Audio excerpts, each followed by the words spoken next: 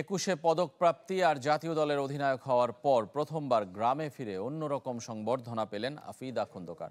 গর্বিত মা, বাবা, এলাকাবাসী। উষ্ণ অভ্যর্থনায় আপ্লুত আফিদা। সাতক্ষীরা থেকে আমিনা বিলকিসের রিপোর্ট।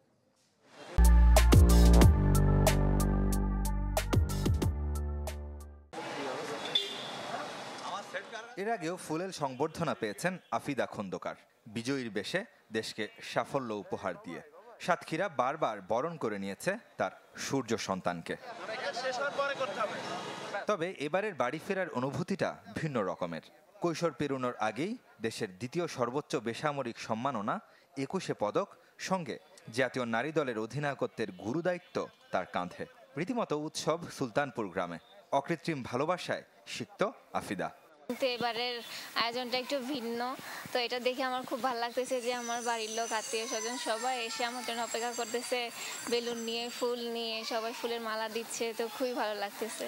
গর্বিত মা বাবার চাওয়া, আফিদার হাত ধরে আরও অনেক দূর এগিয়ে যাবে দেশের নারী ফুটবল।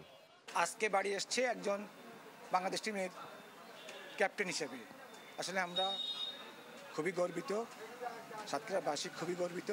ওর মাধ্যমে ওর আগানোর পথ ধরেই যেন আমরা বিশ্বকাপে যেতে পারি, আমরা সেই বিশ্বকাপ যেন আমরাও বেঁচে থেকে দেখে যেতে পারি যে না, বাংলাদেশ বিশ্বকাপ খেলতেছে।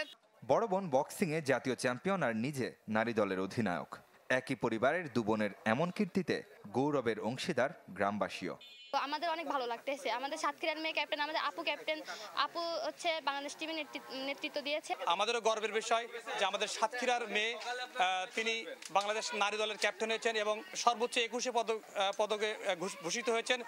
জাতীয় দলের ব্যস্ততায় পরিবারের সাথে ঈদ করার সুযোগ খুব কমই পান আফিদা। এবার লম্বা ছুটিতে অখণ্ড অবসরে নিজের মতো করে ঈদ উদযাপন করতে চান অধিনায়ক। পরিবারের সবার সাথে ঈদ উদযাপন করা, তারপর রোজা করা, ইফতার করা, এটা অনেকদিন পরে করতেছি, তো করবো, এটার জন্য খুব ভালো লাগতেছে। দীর্ঘ বিরতি কাটিয়ে ঈদের পর শুরু হবে নারী দলের ক্যাম্প। Desk report, channel 24।